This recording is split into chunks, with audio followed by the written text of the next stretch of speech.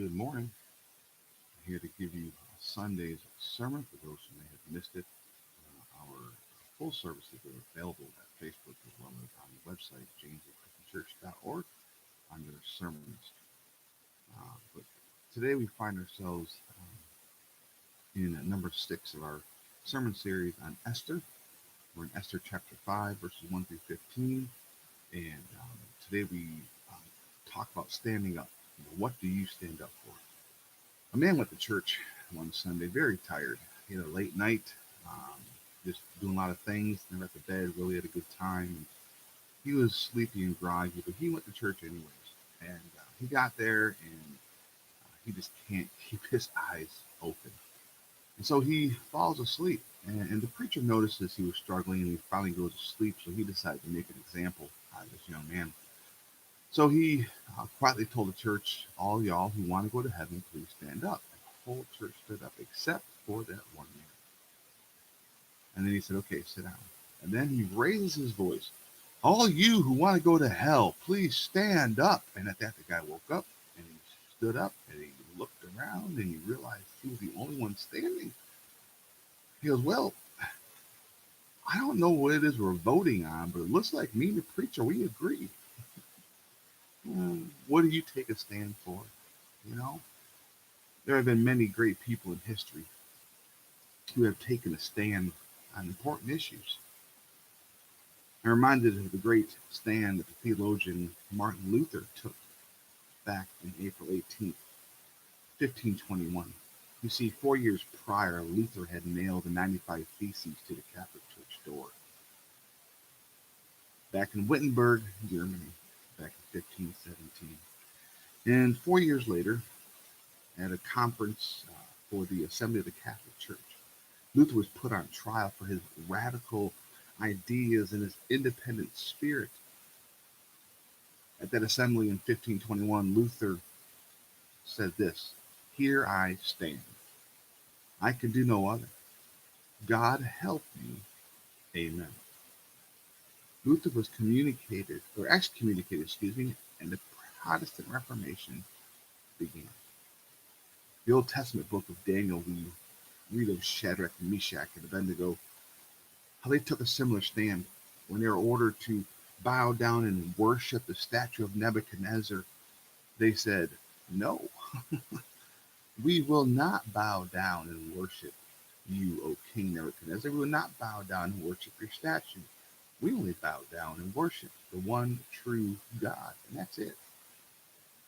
So they were thrown into the furnace, and Shadrach, Meshach, and Abednego were willing to die for their faith.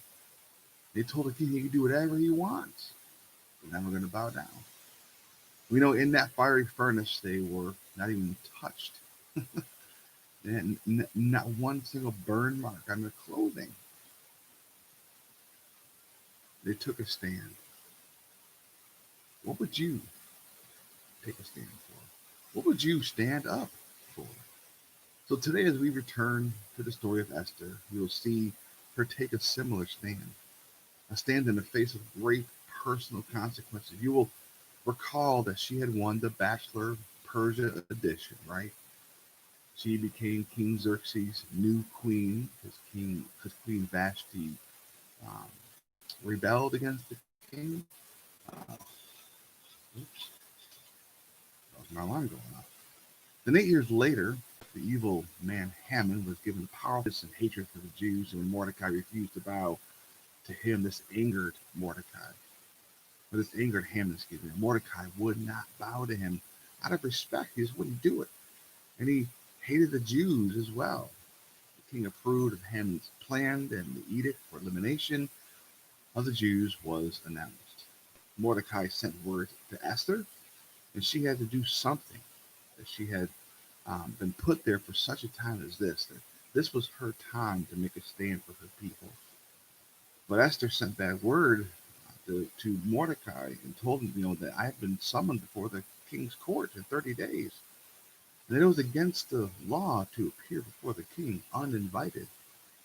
But then she said the Jews would fast and pray with me, and my servants will fast and pray for 3 days. Then I would go and approach the king, and whatever happens to me happens. If I perish at perish. So this is where we pick up our story today. Between chapters 4 and 5, there's a dramatic pause. We don't know what happened in those 3 days of fasting and praying. We're left in suspense as to how God moved.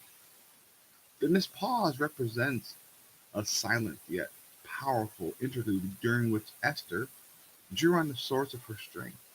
Even though God was silent during those 3 days, we can trust that He was at work.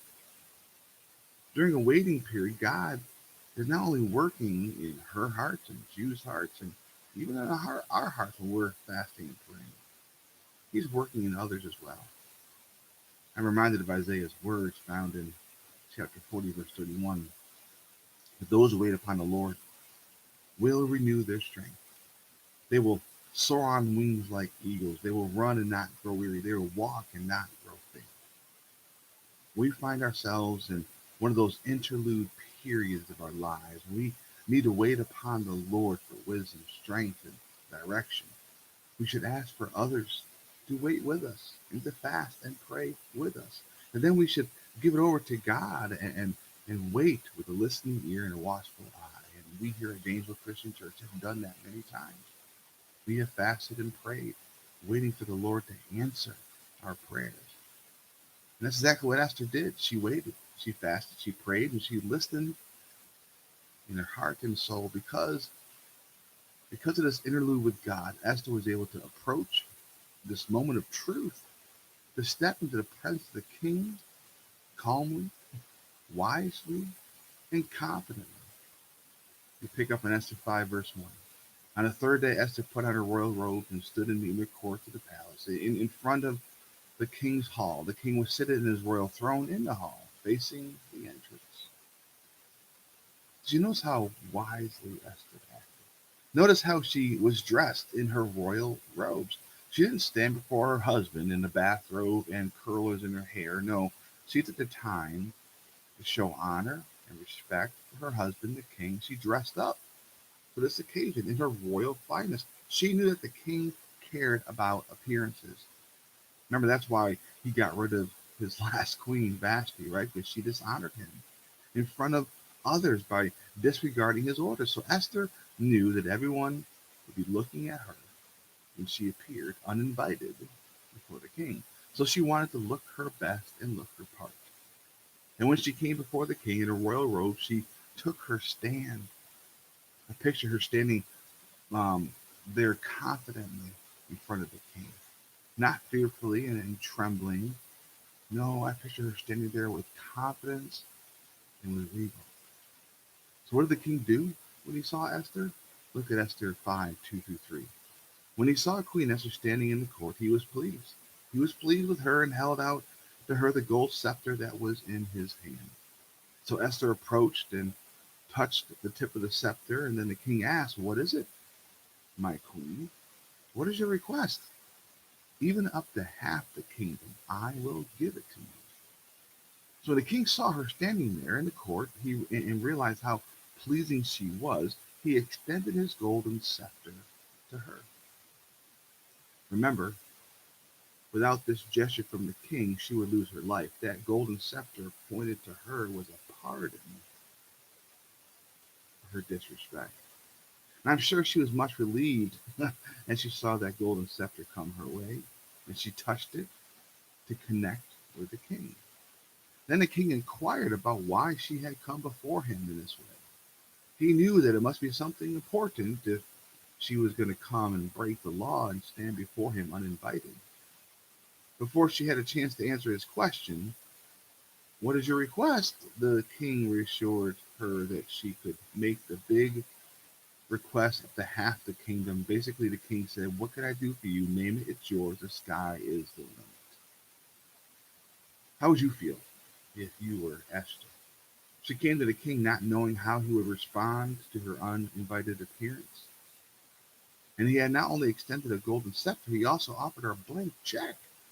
Do what you want. How would you have responded to this development? What would you do? Would you quickly blurt out your request? But king, blah, blah, blah, blah. Would you have brought down the roof on Haman? Would you have launched into, listen, King, I'm a Jew, Haman's Hitler, we're all going to die, you need to do something to stop this? No, not Esther. She was wise. She was being guided by God because she had been waiting on God. She understood the value of timing.